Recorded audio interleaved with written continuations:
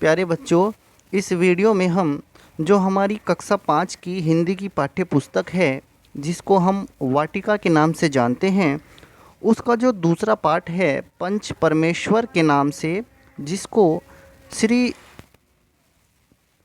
मुंशी प्रेमचंद जी ने लिखा है, उसके अभ्यास प्रश्नों को इस पार्ट में हल करेंगे।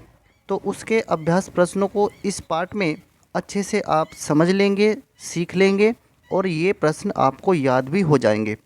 तो शुरू करते हैं अपने इस वीडियो को। हमारा सबसे पहला प्रश्न है बोध प्रश्न। हमें इनके उत्तर लिखने हैं। अब इनके उत्तर लिखने के लिए हमारा सबसे पहला प्रश्न है, जायदाद की रजिस्ट्री होते ही जुम्मन का व्यवहार बदल गया। इससे जुम्मन के स्वभाव के बारे में क्या पता चलता है? तो इससे जुम्मन के बारे में क्या पता चलता है, इसका उत्तर आप क्या लिखेंगे? इससे जुम्मन के स्वार्थी होने का पता चलता है। आप इसका उत्तर यही लिखेंगे। अब हम बात करते हैं अपने दूसरे प्रश्न की। मैं अलग पका खा लूँगी, खाला ने ऐसा क्यों कहा? खाला ने ऐसा क्यों कहा? इसका उत्तर आप क्या लिखेंगे? जुम्मन की पत्नी के रोज रोज के ताने सुनकर खाला परेशान हो चुकी थी और जुम्मन भी निठुर हो गए थे, इसलिए खाला ने ऐसा कहा।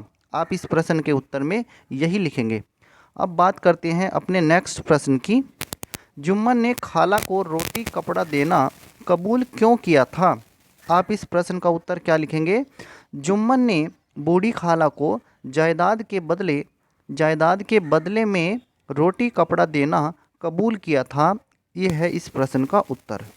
अब बात करते हैं नेक्स्ट प्रश्न की। फैसला सुनते ही जुम्मन सन्नाटे में क्यों आ गए? फैसला सुनते ही जुम्मन सन्नाटे में क्यों आ गए? इस प्रश्न का उत्तर आप क्या लिखेंगे?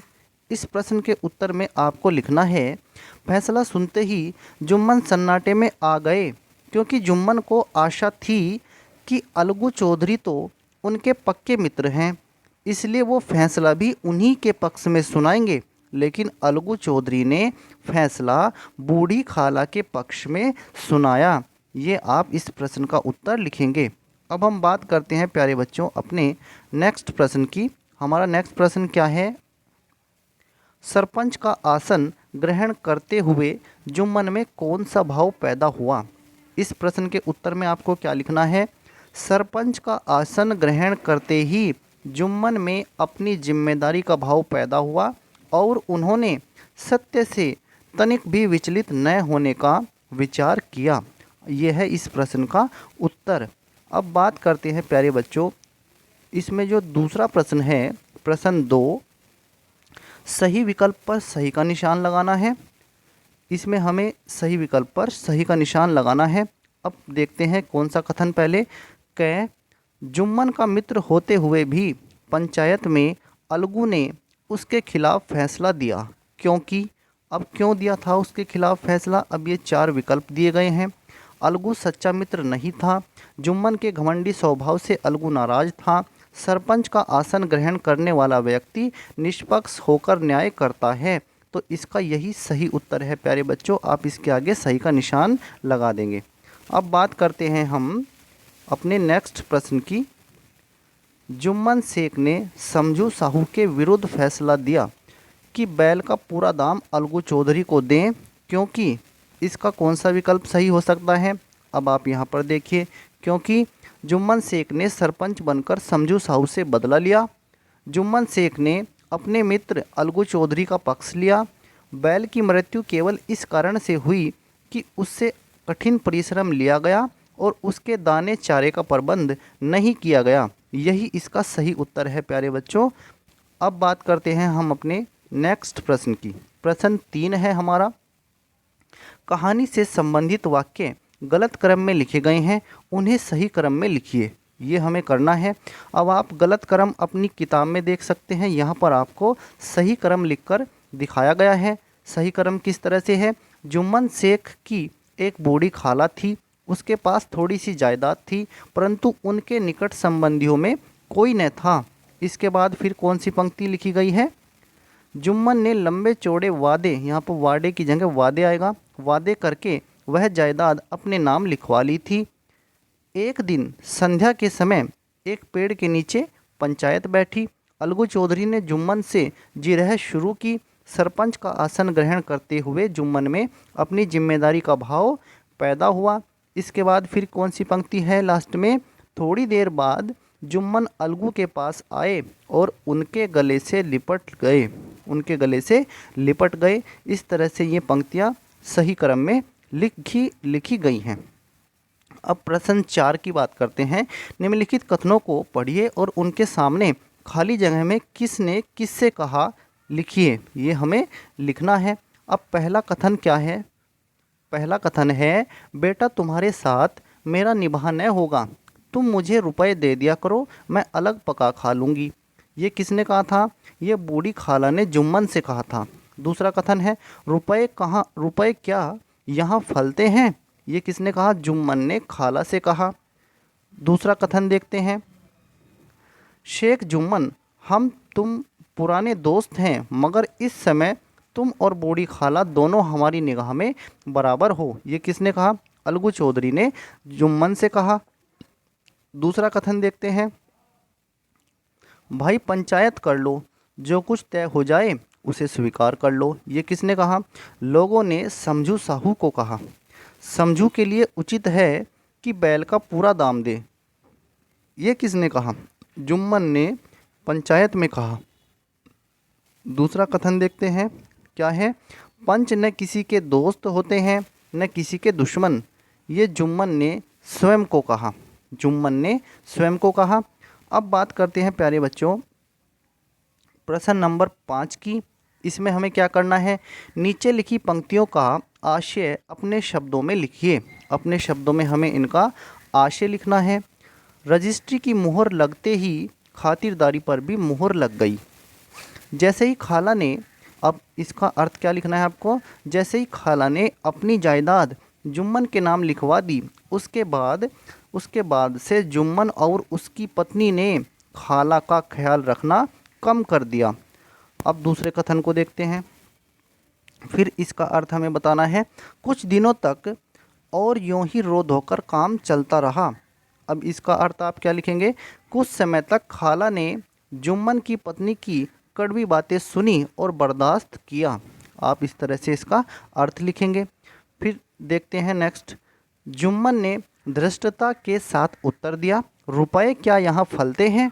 अब इसका अर्थ आप अपने शब्दों में क्या लिखेंगे? जुम्मन ने ढिठाई के साथ खाला को पैसे देने से साफ मना कर दिया। दूसरा कथन देखते हैं। जुम्मन को यह फैसला आठों पैर खटकने लगा। अब इसका अर्थ क्या लिखेंगे आप? अलगू चौधरी का फैसला जुम्मन सहन नहीं कर पाए। दूसरा कथन देखिए, मैं इस समय न्याय के सर्वोच्च आसन पर बैठा हूँ, सत्य से जौ भर भी टलना मेरे लिए उचित नहीं है। इसका अर्थ आप क्या लिखेंगे? जब व्यक्ति न्याय करने के लिए बैठता है तो उसमें जिम्मेदारी का भाव आ जाता है, इसलिए वह सदैव सत्य का साथ देता है। ये इसका अर्थ है प्यारे बच्चों। अब व्याकरण की बात करते हैं। जो भाषा के रंग नाम से इसमें व्याकरण दिया रहता है पाठ में। प्रश्न 6 है ये। मुहावरों का सही अर्थ से मिलान कर अपने वाक्यों में प्रयोग कीजिए। अब मुहावरों का सही अर्थ से मिलान करना है और वाक्य में प्रयोग भी करना है। एक तरफ मुहावरा है, एक तरफ उसका अर्थ है। मुहर लग जाना, इस मुहावरे का मतलब होता है पक्का हो जाना। इसका अर्थ क्या है? पक्का हो जाना। अब अर्थ क्या? अब आप वाक्य में प्रयोग करेंगे इसका। रजिस्ट्री की मुहर लगते ही खातिरदारी पर भी मुहर लग गई। इस तरह से आप वाक्य में प्रयोग कर सकते हैं। दूसरा मुहावरा देखिए, सिर माथे चढ़ाना। इसका मतलब क्या होता है? खुशी से स्वीकार करना। अब इसको वाक्य में कैसे प्रयोग करेंगे? सभी ने यह फैसला खुशी से स्वीकार कर लिया। दूसरा मुहावरा देखिए, सन्नाटे में आ जाना, मतलब चुप रह जाना। वाक्य प्रयोग, जज का फैसला सुनकर फरियादी सन्नाटे में आ गया। इस तरह से आप इसको वाक्य में प्रयोग कर सकते हैं। दूसरा एक और नेक्स्ट हमारा मुहावरा है, कलेजा धक धक करना। अब इसका अर्थ आप लिखेंगे अधिक घबरा जाना। वाक्य प्रयोग देखिए, जैसे ही विजेता की घोषणा होने लगी, राम का कलेजा धक धक करने लगा। अब एक और मुहावरा है, दिल का मैल धुल जाना। इसका मतलब क्या होता है? मन साफ हो जाना। राम की बातें सुनकर रमेश के दिल का मैल धुल गया। आप इस तरह से इसको वाक्य में प्रयोग कर सकते हैं। अब यहाँ पर प्यारे बच्चों कुछ शब्द दिए गए हैं, इसमें आपको इनके तत्सम और तद्भव शब्द हैं ये, तो इनमें आपको इनके तद्भव शब्दों के तत्सम रूप लिखने हैं। निम्नलिखित तद्भव शब्दों के तत्सम रूप लिखिए। अब जैसे निवाह जो है वो तद्भव है, इसका तत्सम आपको लिखना है निर्वाह। तत्सम का मतलब होता है प्यारे बच्चों, एक तरह से यूँ मान लीजिए आप संस्कृत के शब्द ही समझ लीजिए इनको। जो तद्भव होते हैं वो हिंदी में ऐसे ही प्रयोग कर लिए जाते हैं, जबकि तत्सम थोड़ा इनका बदला हुआ रूप होता है। तो यहाँ पर निवाह का बदला हुआ रूप है निर्वाह, ऐसे ही निठुर का निष्ठुर होता है। तो ये तत्सम शब्द हैं, 2-3 और हैं, इनको भी आप देख लीजिए।